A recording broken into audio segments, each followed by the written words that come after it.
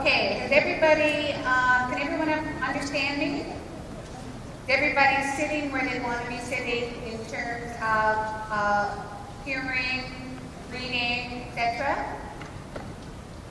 Everybody who's using the loops, you can turn on your T-switch now.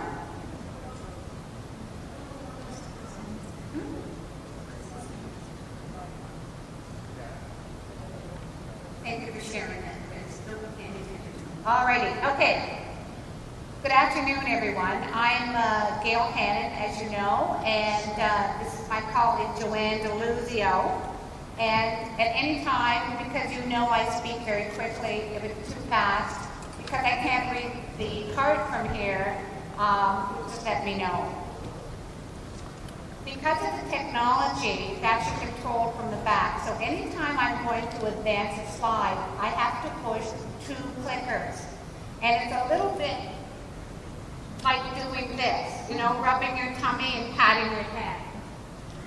So if anytime it looks like I'm on the wrong slide, just let us know. So this is very interesting. Our talk is about the important relationship between the client, which is me, and the hearing care professional, which is Joanne. And we met many years ago. We were both sitting on the board of the Canadian Hearing Society. And in one of the social events, we found that our senses of humor were quite similar, and we became friends. But we also found that we shared a philosophy and ideas about the relationship between people with hearing loss and their hearing care professional. And often that relationship is not as positive as it should be.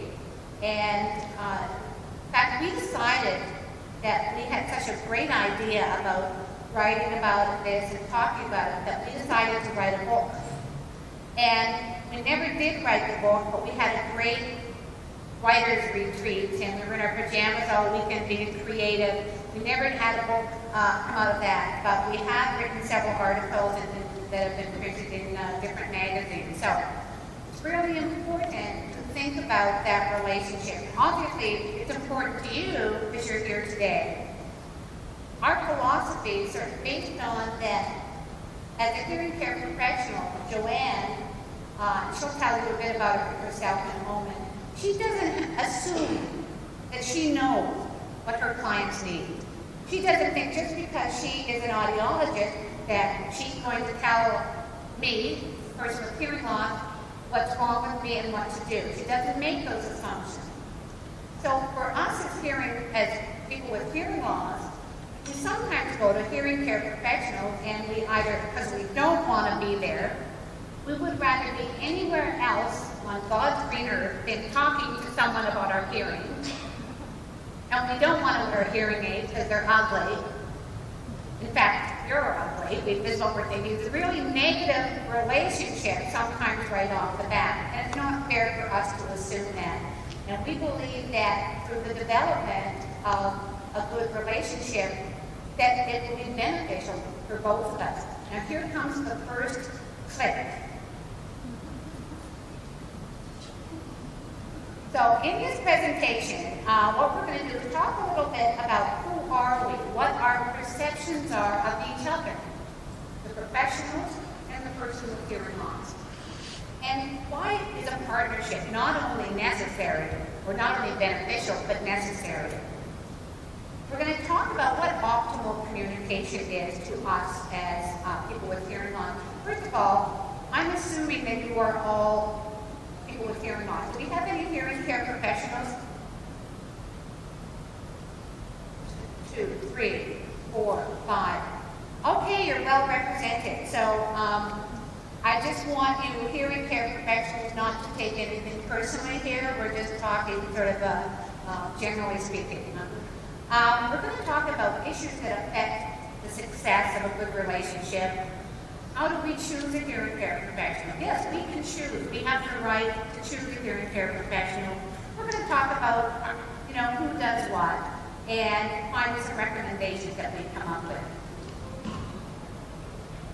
So who are we? So we can say hearing care professional, person with hearing loss. But it's more about, what I want to talk about is, how do hearing care professionals look at us and how do we look at them? So firstly, sometimes hearing care professionals look at us as patients. And I don't know if any of you refer to patients, and it depends in different clinical settings. But the word patient comes from a Greek or Latin word, I'm not sure which. It means one who suffers. And the medical model, based on the health professional, will assess what the issue is with the patient, and then say, this is what you need to do because I'm telling you this is what you need to do, so therefore you should do it. That's the medical model. And the patient, or the person who's receiving the care, has no input. A customer is someone who buys or gets a service, usually on a one-time basis, like buying a pair of shoes. You go into Payless Shoes and you buy a pair of shoes, and that's usually it. You may go back again sometime, but you're not developing any sort of relationship with the people who work there. Oh, it's working.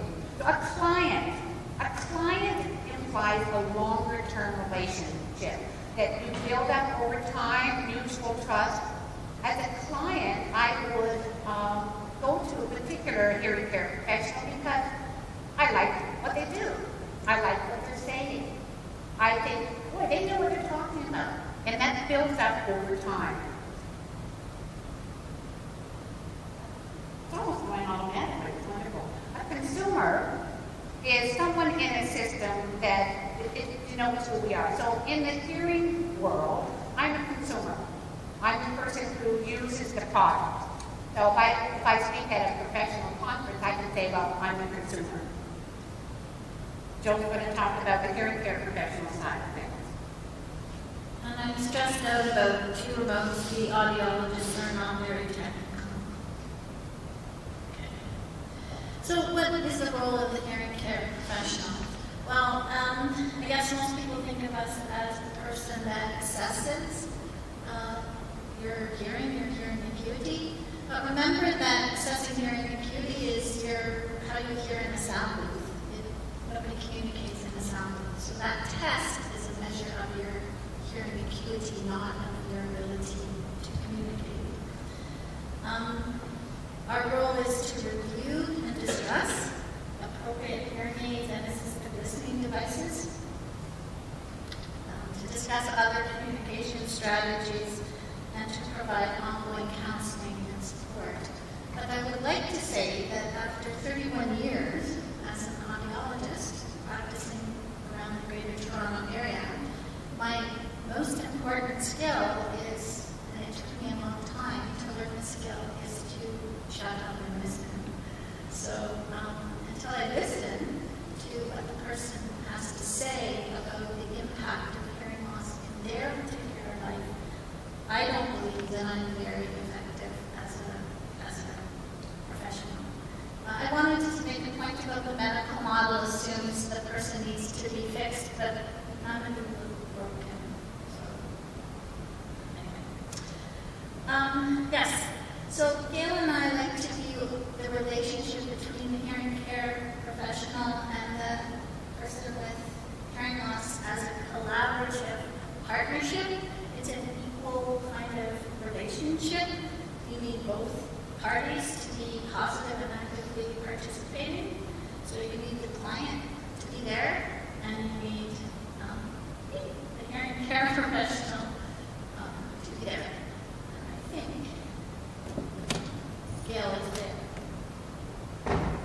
So, Chris Sutton, I would like you to do me a favor. I would like you to go and get the handheld mic, and if someone wants to say something, could you do that?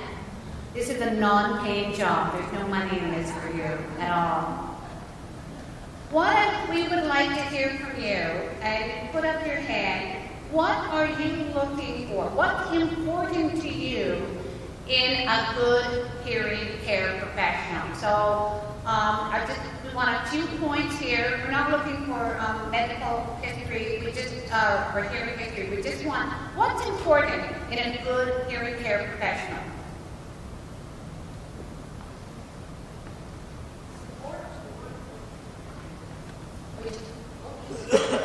Support from your audiologist to begin with. Thank you. Empathy. Empathy.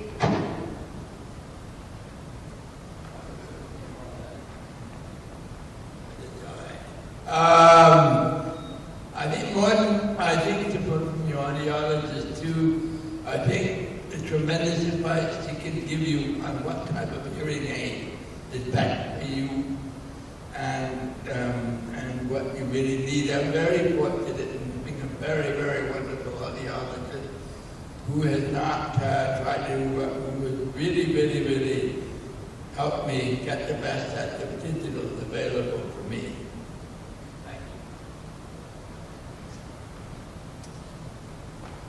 I think you hit the nail on the head when you said something about the ability to listen and also to explain to the client or consumer or whatever what's going on and the ramifications of everything in language that they can understand, to make sure that they understand.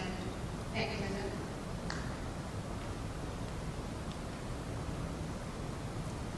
I think patience is important because sometimes it's a bit of a trial and error process to find exactly what works for each person. Patience.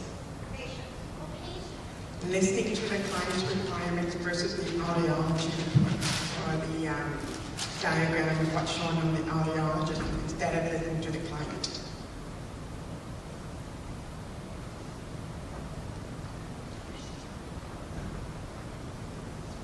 Consistent delivery of information.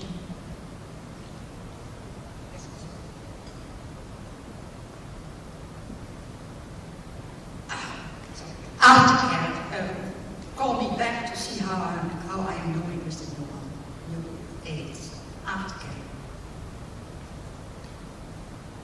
Find out from the client in what ways the hearing loss is affecting them. For example, what things are they using in order to overcome this disability? And what can you offer them that they still want to help them in order to communicate better?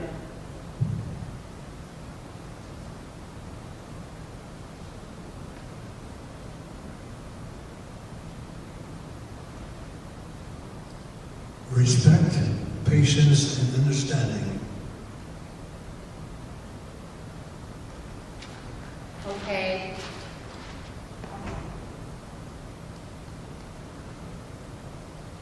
And I want them to be extremely knowledgeable. Anyone else? Wonderful.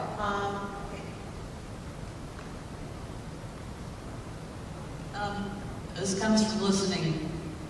The ability to give not too much and not too little information, but especially not too much.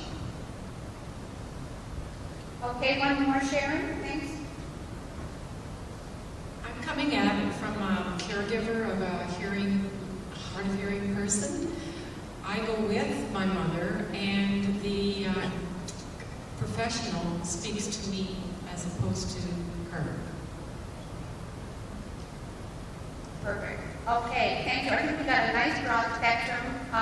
So we're one more. So we got one over here? Okay. Yeah, just one more.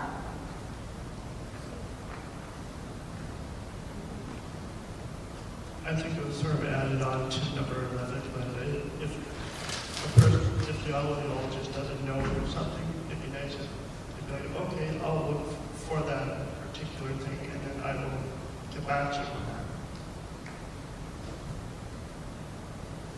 Perfect. Thank you very much. We've got an incredible spectrum of things that we're looking for, and I'm sure if we had more time, we could go on a lot more. In the client-professional partnership, clients are looking for optimal communication. And what that means, Joanne and I have spent 10 years. Was this your slide? All right, well, it's my slide now. So For 10 years, there's something, the term optimal communication. We've been looking for a term that doesn't sound, that's better than optimal communication, that doesn't sound like a brand of hearing aid or a brand of yogurt. But this is the best we can come up with. And this means that all of the different strategies that work for that person to help them to communicate to the best of their ability. And that could be different for everyone. What works for me might not be the best mix for Chris Sutton or Myrtle.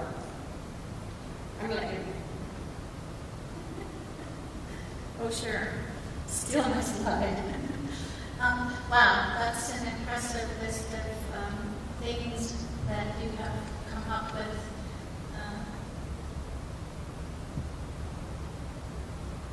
What are you doing? Thank you. No pressure there.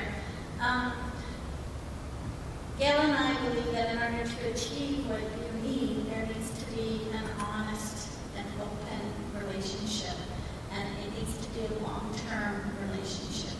So it's not really like she says, you don't run into, buy a pair of shoes, you don't run in to get a hearing test. You should try to cultivate, both people need to cultivate a respectful, collaborative type of relationship. And really it would benefit both people. It would benefit the person with hearing loss as well as the hearing care professional. And I think, back to you, Gail.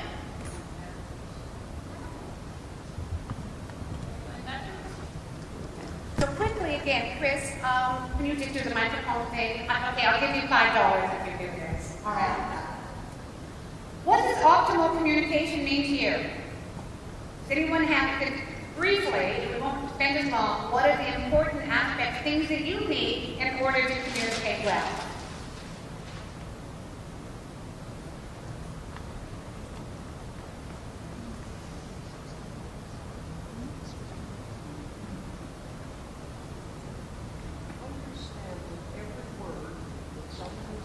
To me.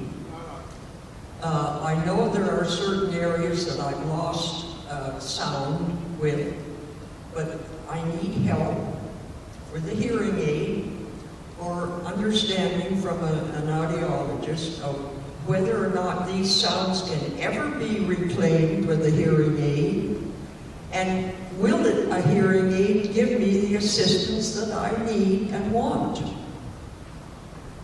But first of all, I think the audiologist must know what I'm doing in order to assist myself in communicating and listening, and then see if she can add to the things that I need help with.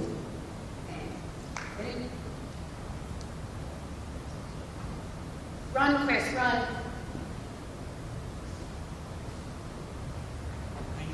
I am told that the average person thinks at 300 words a minute, talks at 100 words a minute. All too often what happens is somebody starts talking and the listener starts thinking of an answer already because the brain is going ahead of how fast they can speak. So what I need in terms of communication is an audiologist that actually listens to what I'm saying while I'm saying it, and not to be thinking of an answer when the person only hears the first part of the question.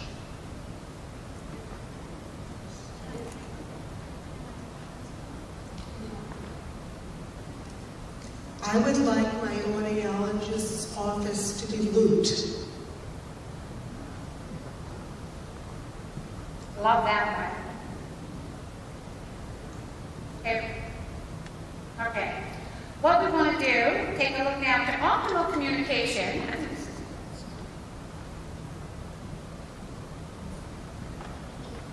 So awkward with you remotes, really awkward. I wanted to say something about a point about to listen, and it's called active listening. When you focus explicitly on what the person's saying, and you're not thinking about anything except processing what the person is saying, and you wait, actively listen, and you wait until they're finished before study came out, and do you know the average length of time a professional listens before they interrupt the client? 20 seconds. 20 seconds. Something to think about. In terms of optimal communication, everybody has their expectations of what that means to them. I think we need to look at communication in a broader context. So before you can address, or while you're addressing your optimal communication, you need to think about and be honest with yourself about what you're feeling. So it's okay to be angry.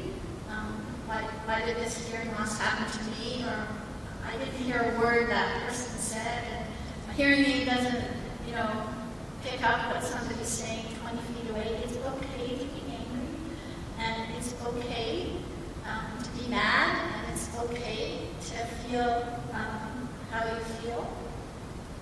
But you need to give yourself time to address those feelings and emotions, and they can come up at any time. You might think that you're functioning really well and optimally communicating, but at any time you can have a bad day or a bad week. And I think that communication happens, it's your life, and it's in context. And I think first you need to give yourself permission to feel and express what the hearing loss is and how the hearing loss is impacting you. It's not who you are, it's not all you are, but it's a big part of you as a person. And I think that that's part of optimal communication, is coming to terms with, I'm a hard of hearing person, and I'm proud of who I am, but damn it, sometimes I'm not that jazzed about having to struggle to communicate. And I think unless you give yourself permission to feel and find somebody who will listen to how you feel,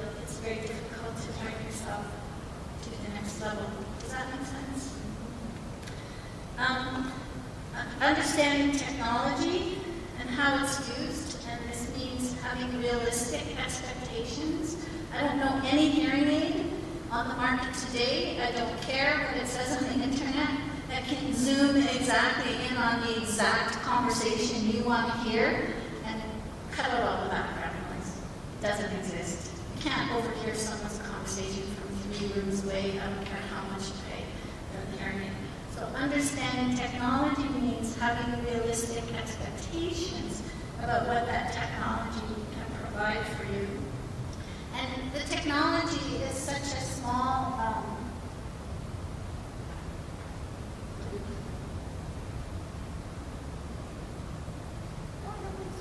Are we on the same way? No, we went ahead. Okay. So you may require that hearing aid or the cochlear implant. Amplification is one strategy, it's one step. It's not the only step. You need to perhaps use other types of strategies where you're using your knowledge of the language, of the context. You might be speech reading. You might have to do other types of things. So it's not a quick fix. You don't just go get a hearing aid and now you're 2 feet taller and 60 pounds lighter and you hear absolutely everything. It doesn't work that way. And optimal communication also means that you have to be smart about the environment. How do you manipulate it? How do you say? Gail and I were just having coffee the other day at Timothy's, and she got right back up and said, I'm hard of hearing, that music is too loud, can you turn it off? She didn't say turn it down, she didn't apologize, she said turn that music off. And they did. And that's optimal communication is, good for Gail, is to maximize what you need, and also advocating for yourself and looking what you're doing today to your peers for support. Click. Click. Microphone's here. So what are the benefits of a partnership between a Joe and a Gail, a you and your hearing care professional? As a client, this is what I am looking to get out of it. I will have a better understanding of my hearing loss. I expect that, at the very least, from my hearing care professional, that they can help me understand what the issue is. and resolution of psychosocial issues with only me, helping me deal with the frustration, helping me deal with the anger. Help me succeed better with technologies. And the hearing aid is just one piece of technology. There's all different types of technologies, and I expect my hearing care professionals to understand. This is a new area. Not all hearing care professionals understand about some of the smart technology. They don't often recommend captioning, but they should. Access to other communication tools, speech reading, again, some of the new smart technology. And what I will get is increased professional support. When I develop a relationship with my Joe or whoever I go to, then they are going to provide more services for me because we have a working relationship. Better management of my hearing loss overall.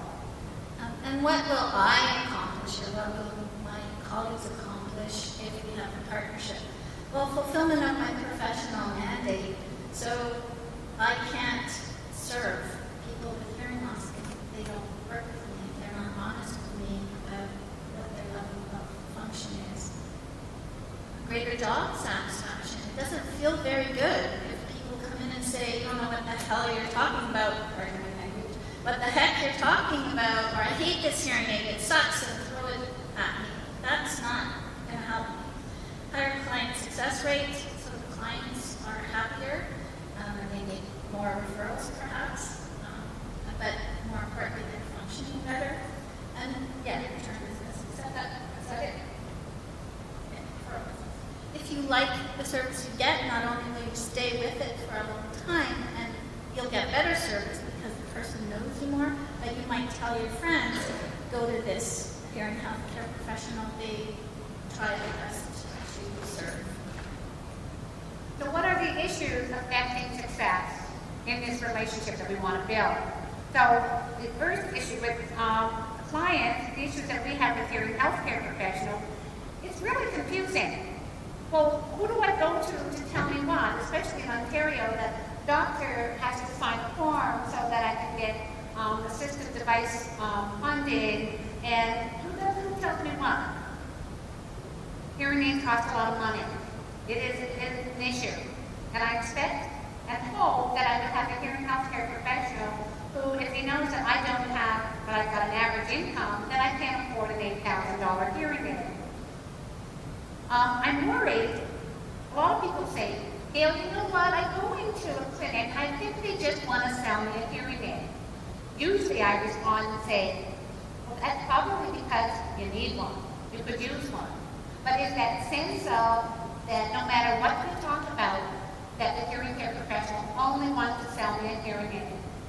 And if that's what the HCP is doing, then they're not a good salesperson because it's going to create issues. I'm going to be resistant. The big one is that they're not giving me the information I need outside of hearing aid. In 2005, Canadian Heart and Hearing Association did a wonderful project. They did 2 large surveys. One was of consumers. 735 consumers, the majority of them said that they didn't feel that their professionals were giving them the information they needed. In a companion survey called the Professional Awareness Survey, the professionals who answered said, you know what, we're not doing a good job about telling our clients about the things that they need. And we think there's a perceived lack of empathy. They don't understand my issue. And they are not cognizant of them, and they're not giving enough attention to what I'm going through. Issues with clients, they resist assessment. They come to my office because their husband dragged them there, their daughter dragged them there, their grandchildren insisted that they come. So clients that aren't open to even having an assessment aren't going to be open to deal with optimal communication. Unrealistic expectations. There's sort of that old adage that clients wait 12 years to get a hearing aid, and then they want it in 2 minutes, and they can't live 1 second without it. So the expectation that they want a small hearing aid, but it has to have big controls, and they want a hearing aid that will last 25 years and zoom in just on what they want, and I can't provide that. And so it's my job, I guess, to try and promote realistic expectations. Sometimes clients are not honest about their needs. You ask how they're doing, and they say, I'm fine, I'm doing well. But then if you start probing, well, do you go to the movies? No, actors don't enunciate like they used to. Do you go to church or synagogue? No, I can't hear the new minister, he mumbles. So if you just take it for face value, how are you doing? And they say, fine, everything seems hunky-dory. So I wish that clients would be more open at times. Lack of trust. People think I'm a slime-sucking bottom feeder trying to sell you something that you can't benefit from. And then clients that don't follow recommendations. So you might take a long time to write down some ideas and discuss recommendations, and then the person isn't honest about what they do and not do, and they don't follow through with anything. And also believing misleading advertising and internet information. So believing the advertising that for $25 you can get, cure your hearing loss. That's not good. So we touched on the psychosocial issues again, and just a word of the many emotions and feelings that come along with hearing loss. From my point of view, from our point of view as people with hearing loss, the loss of control and independence. There's so many surveys now that say, why do people resist getting hearing help? Not just hearing, why do we risk getting hearing help? So we fear that we're going to give up independence, life is going to change. We go through those emotions of denial and resentment and fear and anger and grief. As Joe said, very valid emotion. Having hearing loss is very tiring. It's stressful. It can lead to depression, and it can certainly lead to fatigue. At the end of the day at the Canadian Heart and Hearing Association conference, you're tired. You're tired because you've been looking at captioning all day. You're also tired because you've been focusing and reading lips, but you're also emotions of excitement. For many people, this is a very powerful and emotional place to be, but it is tiring. So often we will reject the diagnosis. We often, I just have wax. Ma'am, you don't have wax. Yes, I do, I have wax. And we say, I can't possibly have hearing loss. It doesn't run in my family. We are rejecting it because we don't want to have it. And the stigma of hearing loss. People will think I'm old. I just turned 60, and I want to say, well, because I am. But the stigma of hearing loss. There was a big survey done in the States of 2,000 people over 50, and actually the stigma of hearing loss is disappearing. That's a wonderful benefit. We're seeing that disappear, but for many, they still they think that people will think of us as lesser people. And it can lead to poor self-esteem because of the stigma. We think, well, if I have hearing loss, maybe I am not as valuable as I once was. In terms of the hearing care professional, we really do lack counseling training. And I still think, I know I graduated 10,000 years ago, but I still believe that the audiologists and the other hearing care professionals don't get enough training in counseling, and we're uncomfortable with counseling. It's really easier to say decibel, profound, sensorineural, jargon, than to say to someone, this must be really difficult for you, or tell me how this makes you feel when you can't hear your grandchildren at the dinner table. Defensive. People are really defensive. You don't know how to do the test. You did it wrong. Check your equipment. It's a stupid test. You just want to sell me a hearing aid. So the whole defensiveness is difficult. And also burnout. Lots of my colleagues burn out because it can be difficult to put yourself out there and listen to people talk about their issues. And work what you think you worked your heart out, and then have people slam you or accuse you of trying to sell more hearing aids. Yeah, so please don't slap your hearing care professional. Nobody would slap me. Oh, I thought you said slapping. Did you say slapping? Slam. Okay, Slam. please don't slam your hearing care professional. So, okay. So, what happens if I don't have a relationship? What happens if I don't have a good hearing care professional and then I pursue a good relationship? Well, if we don't do something about our hearing loss, it's going to affect our overall health. There are many issues of untreated hearing loss. How many of you would agree that the biggest impact of hearing loss is on relationships in your family? And I'm talking all relationships. I'm not just talking about intimate spousal relationships, but relationships with your children, your co-workers, your friends. Has a big impact. It affects your working life. If your hearing loss is incurred, if you grow up with it, or during the working years, it affects how you interact on your job. If you don't do something about it, even when you do, and just overall health issues. If I don't do something about my hearing loss, it's going to affect other areas of my health. And it's also unsafe. My father just turned 87, and I finally convinced him to get hearing aids. And he does. He got his hearing aids, and he wears them every day. Every day he puts them in at 5 o'clock when he goes to visit his girlfriend. Which turns out is only the real reason he got his hearing aid, not because his daughter is a hearing health advocate. I say, Dad, you get up at 6 in the morning. It happens between 6 in the morning and 5 in the afternoon. He said, I'm fine. He said, I like silence, which was telling me to shut up. But I said, but Dad, what things could happen. I'm fine. So he's not worried, but I am, because he doesn't hear me. ACP issues. It's a highly competitive market. There's a lot of places that sell hearing aids and devices, and there's a lot of pressure to do more with us. Next. It is hard to relinquish control. It's easier to tell the patient or the client or the consumer what you think that they should do. Trust me, it's easy to say you should get this hearing aid. It's much harder to say, here's your options. Tell me about your listening situations. These are some pros and cons. Let's talk about what you think might be best for you. Many audiology training programs still have a medical view of hearing loss, so that people with hearing loss need to be fixed, and the goal is to be normal hearing, as opposed to people with hearing loss are already normal people, they just happen to have hearing loss. It's tough to start to think about client-centered care because initially it takes more time.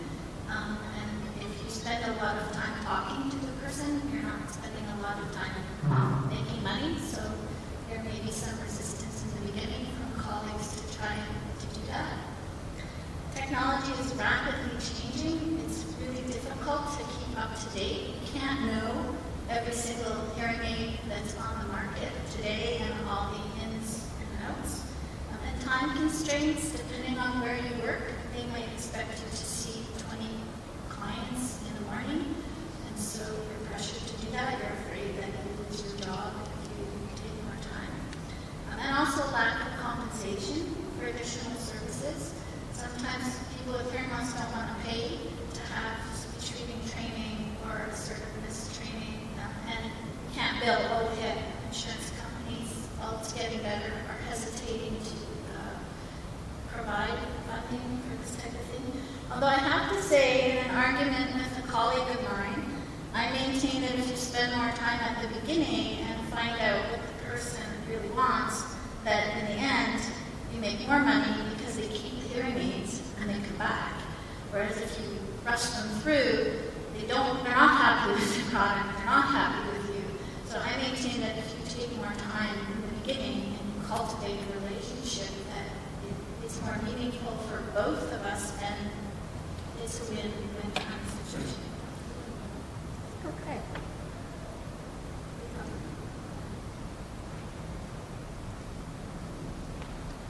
Okay, new course of care. Oh, this is actually for you. Is it? Yeah. Oh, you can do it. So we need a focus from technology to the person. So so we don't work with hearing aids and ears, we work with people. We need to get the client's input, and we need to gear our service towards the individual person that's in front of us at that point in time. We need an ongoing collaborative process. We need to understand, both of us, the big picture of hearing loss, and what we're really talking about is living successfully as a hard of hearing person. So what is the big picture? This is really important to me. Joanne and I have drawn what does this big picture look like. We have done analogies of mountain climbing. We have done, what else do we do? Parks. No, walk in the park. So, but what the big picture is that we need to understand, we need the hearing care professionals to understand this internal debate. That's standing at the door of hearing loss. For years we say, I think I have hearing loss. No, I can't. Yes, I do. No, I can't. That internal debate. We need a professional assessment, someone who knows what they're doing to assess how we hear, what degree of hearing loss. And then give us time to adjust to that idea. What does this mean now? I'm a person with hearing loss. To accept the recommendation, to accept the burden, as it were. Adopting technology can be a painful process, people. We all know that. So that, for some people, they just get it like that. Others, it's longer. And learning other communication strategies, as well as additional resources beyond the hearing care professional. The best hearing care professional will say, there's only so much I can do. You need to go to the Canadian Hard of Hearing Association, meet other people. As much as I learned a fair amount from a hearing care professional, I can tell you, friends, that the most I learned was when I started coming to the shop, and I learned about communication strategies that I never learned in the clinic. I have come to believe by 4 main principles, and some of you have heard me talk about this, to live successfully with hearing loss, I have to be honest. Yes, I have hearing loss. I need to do something about it. And I must be knowledgeable. What kind of hearing loss? What do I need to do about it? I must let people know what I need. That's one of the most difficult things for people with hearing loss to do. I've got hearing loss. I need to tell people to face me or speak more slowly. And because if I don't, then I have no right to get upset with you if you don't do those things for me. So I have to learn how to say, this is what I need. And I must be an advocate. We don't have to be advocates standing up on stage like I'm doing. Just by telling someone you have hearing loss, asking someone to turn down the music, you are an advocate, not only for yourself, but for other people. So what's the first step in creating this team? Well, from my point of view, I've got to make an appointment. All right, I'll go and see a hearing care professional. Hopefully, to be successful, I will keep an open mind. Well, hopefully this will do something good for me. And from the hearing care professional's point of view, click, I need to become more client-centered, and I need to keep an open mind. I don't know what's best for everyone, and I don't know what the person's life is like. So responsibilities, from my point of view, I've got to make that appointment. I've got to be on time. Bring copies. If you're going to a new hearing care professional, take copies of your past hearing test and your old hearing aids if you have them. Be honest, no bluffing. People who know me know this is big for me. Don't bluff. It amazes me that people will even bluff when they're sitting talking to their audiologist. The audiologist says, you understand me? That's not the place to bluff. If you don't understand what the hearing care professional was talking about, ask for clarification. And if you still don't understand, get a different hearing care professional. I've met a lot of hearing care professionals who talk like this. If you can't understand them, try somewhere else. Let them know when you're tired and too much information. And think, can we just meet once and just talk about something that's not hearing aids? Can we just talk about how I'm doing and you can give me more information? And then hopefully I will follow through on agreed upon recommendations and get the big picture. The hearing care professional should honor your appointment time. You shouldn't be waiting 2 hours after your appointment time, or even 15 minutes. Speak clearly. avoid jargon, ensure the client understands, be honest about what you know and don't know. So I guess important things to say are, I don't know, but I'll find out, but also I was wrong and I'm sorry. Those are important things to say. Ask questions, listen, be friendly, empathetic, and genuine, and involve the clients in all recommendations. And this is one that we don't do a good job of where I work, but we're trying harder to provide a lot more written information about what was discussed at the appointment time so that the person can take it home and review it and come back with questions. Encourage family participation. If the family understands better how communication works, then the family will function better, and clarifying the big picture of hearing loss. Okay, we're just coming to the end here. What should I expect from my hearing care professional? Honesty and patience, clear, understandable speech, flexibility in how they talk, and strong expertise and technical and interpersonal skill, and information on other strategies. And perhaps refer me to other people if I need that. And commitment to the partnership. What should I expect from my client? Honesty about their hearing loss and what they like to do and how the hearing loss is interfering. Open communication means an open mind. Saying, you know, I'll get a hearing aid when hell freezes over is not that helpful. Willingness to try new things and to be open about new things. Honest, constructive feedback. Telling me, I felt a bit rushed this morning, or it's helpful to me when you give me written information, it's helpful. Telling me, you know, I have funny hair is not that helpful. And commitment to the partnership, so that you will be honest with me and give me feedback and give me opportunities to improve and not run out behind my back and complain, perhaps. Can you, if you have a hearing care professional now, is there a new partnership that is possible with that person? Absolutely, yes. Here's how. Outline your expectations and where you feel you're not getting the support from them. And take responsibility for having your own communication being met. And try and introduce client-centered philosophy into your work. If you can't do it all at once, try to do it step by step. Try one thing, and then if it works, try another. Offer clients additional support, such as communication strategies that might complement their need. I actually want to end there. We have some recommendations that actually apply to another presentation, but basically we are calling upon the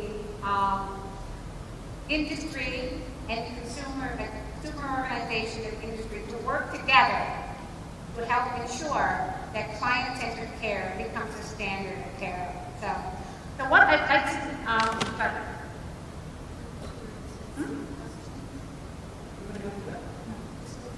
okay.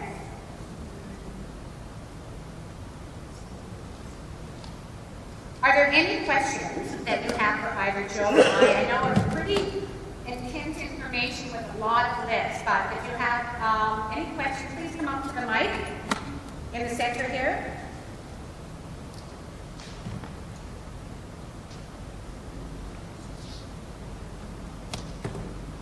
Okay, so we'll start with, yes, this all sounds terrific, but there's always a but. People don't know what they don't know. And if you carry listening as the professional to an extreme, and all a person can say is, I don't hear well enough, that's not informative enough. To what extent do you ask leading questions so that when you listen, you really get the information you need to give the options and the advice? Thank you for pointing that out. And so when you deal with client-centered care, it speaks to asking probing questions. So ideally asking the person what they do for a living, where they work, is anything difficult for them, what kind of noise is in that area, what devices do they use now, what strategies they do, find out what they like to do, what are their hobbies. You have to ask probing questions, and you can't ask it always at the same time, I don't find, because the person's just met you and they feel like you're asking them intimate questions. I usually say, the reason I'm asking is because, and I'm trying to explain about certain hearing aids work better with different kinds of noise. It takes a lot of practice. It's very hard to do, but yes, you have to. And the hearing professional doesn't know what they don't know. So there's a lot of training that I believe that my professional colleagues and I have to do to get to a higher level with this. I know we're at the time. I wanted to share quickly a story of a few months back. First-time client, a woman came in to see me, and she came in and she looked kind of upset that often people are upset. And I said, "How are you doing?" And she said, "Well, my husband just died last week, and I wasn't going to come to the appointment. And I had a choice." And I could have said, "Oh, that's too bad. Now I'm going to put the hearing, the headphones on." So I said to her, "I'm so sorry to hear that. Did you want to have the appointment today? Do you want to rebook? Do you want to sit and talk for a few minutes?" And she just sat and talked, and we didn't get anything accomplished from an audiological point of view. A woman came back, and she purchased hearing aids, and she asked all of her friends to come to me, so much so that I had to refer them elsewhere because I only work part-time in the clinic. So that was a big lesson to me. I gave her the opportunity. I understood that we weren't going to learn anything about her hearing loss, but I learned about her as a person, and she gained trust in me as a professional. But it takes a long time to get to that place. I've been an audiologist for 31 years. 31 years ago, I probably would have panicked if someone said my husband just died. I think I would have froze. I wouldn't have them. Catherine? I don't think there's time to answer this question, but maybe Gail, you and Joanne could write a co-blog. You obviously have a very good relationship. Joanne is a good audiologist, and you're a good patient. But there are a lot of bad audiologists out there. And so I think if you could put together a guide to finding a good audiologist without going to 6 or 7 before you find somebody you can talk to, that would be really helpful. And a second question. What do you do when someone needs a cochlear implant? Do you refer them to a second audiologist, or does one audiologist treat those ears? You talk to me? Yeah. Because I work in Toronto, I refer, if it's an adult, to Sunnybrook Medical Center for cochlear implant assessment. No. Okay. But then does the person have 2 audiologists working on 2 sides of their head? Often they do, and then you have to hope that the audiologists are open. I find that the patients that have one cochlear implant and one hearing aid spend more time with me than the cochlear implant person. Pardon? Yeah, Sunnybrook is the only place in Toronto that implants animals. Heidi? This is more for Joanne. I know there's a lot of new young audiologists who are not aware of the old technology of hearing aids, such as analogs. They're only being taught digital. I'm in the process right now of getting new hearing aids, and she's treating me as somebody who does not know anything about hearing aids. And I'm going, hold on, I've been wearing hearing aids since I was 4 years old. So I'm trying to educate her, but she's not really being open. And I've gone to Canadian Hearing Society. I'm from Ottawa. My audiologist retired, and there always seems to be young new ones coming in. I could go somewhere else, but my files are there. So are they doing any training? So it's kind of like 2 questions. One is, how do I get her to understand I'm not a new client to this environment? And are these new audiologists being informed of what old technology, because we still wear non-digital hearing aids? Tough question. I think that it's great if you can educate your audiologist. You might say something like, I've been wearing a hearing aid for 26 years or 46 years, and I have a lot of information if you'd like me to send you some, or encourage her to get more, or him to get more help. I don't believe in my gut and my bias that there are bad audiologists. I think there are uninformed audiologists. I also don't believe there are bad clients. I think there are uneducated, uninformed clients. And I think if we start from a place of audiologists are doing the best they can with what they have, and the same with the client, they are giving what they can, that we can educate each other and move forward. If you start from a place of they're a bad person, then everything breaks down. If you attack, they'll defend. But if you offer information or suggest they get information, I think that's a better place to start. Well, just a quick comment. This is a great presentation, and there is definitely need for more information on the social emotional aspects of hearing loss. But it's very hard because audiologists are trained in a medical model. The ear is a medical aspect, and they simply do not have the time because there are so many patients with hearing loss that they see. There's almost a need for an additional person to be in that office to deal with what is seemingly counseling issues and social emotional aspects of hearing loss. Have you seen that in audiology, in I guess the conferences and that sort of thing? Has that come up for this need of an extra person to help out with that sort of thing, because the audiologists are quite overloaded?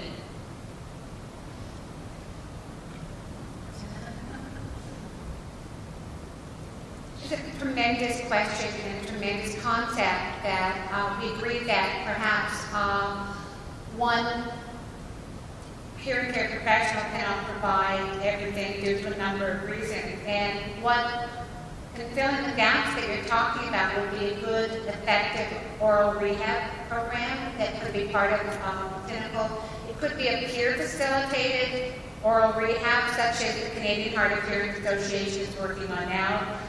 Speech reading and communication strategies. In some countries, I know in Australia, they have an additional, they have almost like another person who is not a speech path or an audiologist, but is someone who does some of that extra work. So it is a wonderful concept. How do you do that in the existing framework? And sometimes that's where we, the consumers, have to step in and fill those gaps. So it's wonderful. I can see you. There's a startup with paper that you could write on this for your master's thesis. How about that? That's right. Yeah. Sorry? I know we're out of time. I wanted to say that I have an audiologist, but my PhD is in speech language pathology, and I teach at U of T, and I am seeing a shift in some of the speech language pathologists becoming interested in this as an aspect of communication, so communication strategies. And the insurance companies tend to pay for this service if it's a speech language pathologist.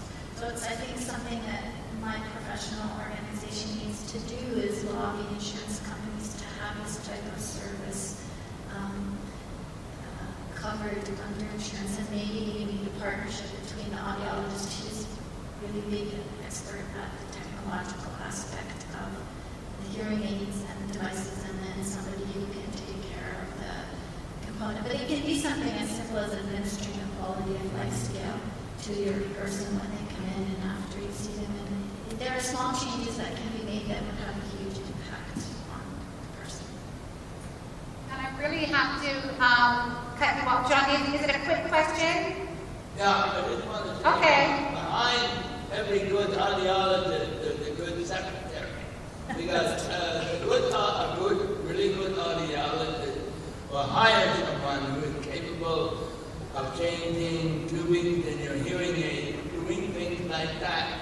It doesn't necessarily have to be done by the audiologist. And my audiologist, excellent people working on them. I just wanted to say that. Sounds like you've got a master's thesis coming out of that as well, Jonathan. Thank you, everyone. I'm sorry we kept you over time, but thank you very much. And you've, sorry.